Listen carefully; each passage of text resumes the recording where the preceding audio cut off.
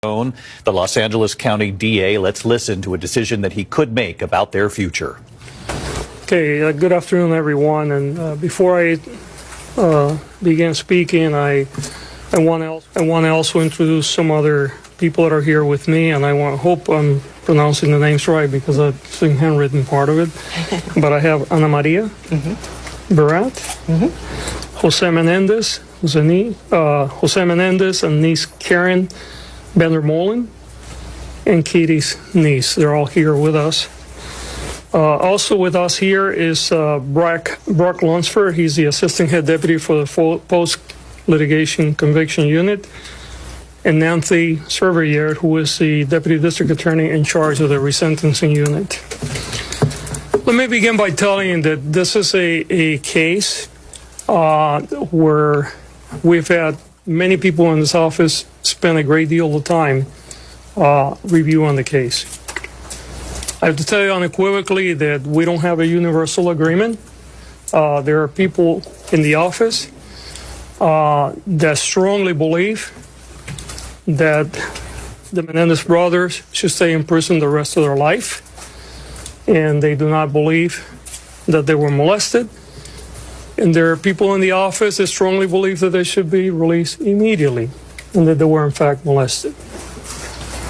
I have to tell you that after a very careful review of all the arguments that were made for people on both sides of this equation, I came to a place where I believe that under the law, resentencing is appropriate, and I am going to recommend that to a court tomorrow.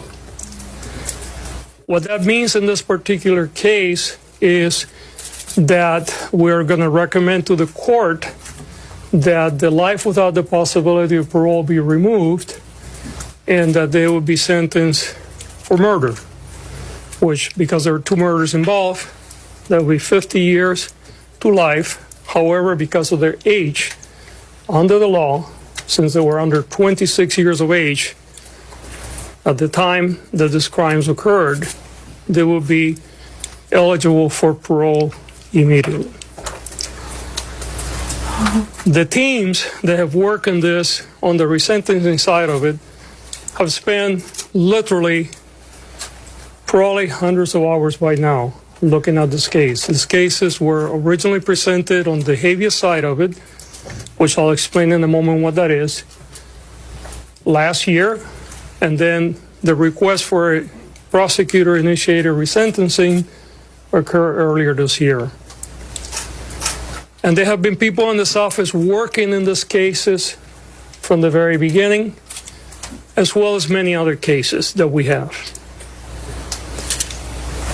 The reason why I'm here today and why I came in front of all of you about 10 days ago is because there was a more recent documentary about the case that again brought a tremendous amount of public attention.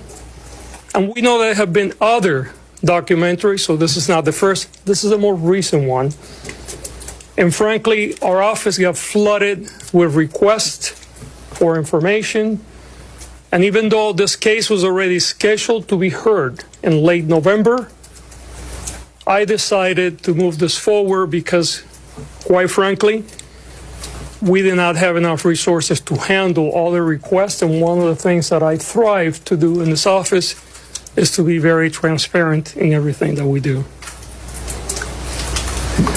In this case, we review the prison files. And you have to understand that the way the process works, when you're talking about a resentencing under the law, it really focuses not necessarily on what the original crimes were, but it focuses on, has the person been rehabilitated, number one, and number two, can they be released safely into their community? Under that rubric, since I've been in office, we have resentenced over 300 people, including 28 for murder. Only 4 have reoffended. If that was a regular recidivism rate in this country, we would be the safest nation in the world. but we know that it's not. In fact, somewhere between 40 and 50% of the people that go to prison reoffend and get rearrested. And that's why we have so many problems. However, when you look at the case of the Mendez brothers, you see two very young people. One was 19 and the other one was 21 when they committed these horrible acts. And I want to underline, they were horrible acts.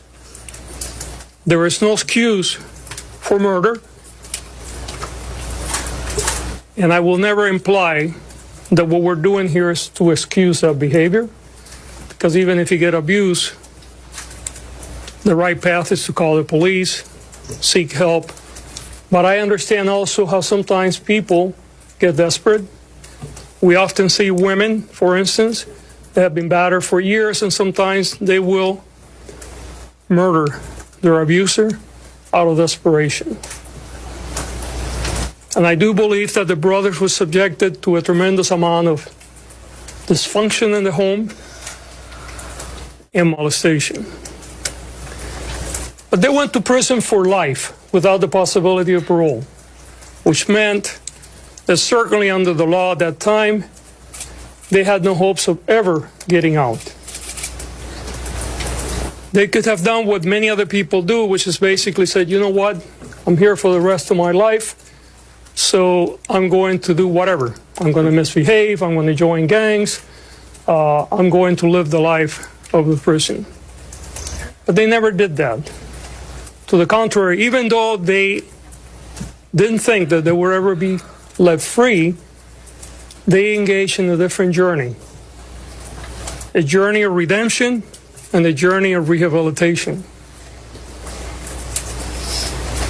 And often the people that begin their journey of rehabilitation and redemption in prison is often very internal in what they do. And one of our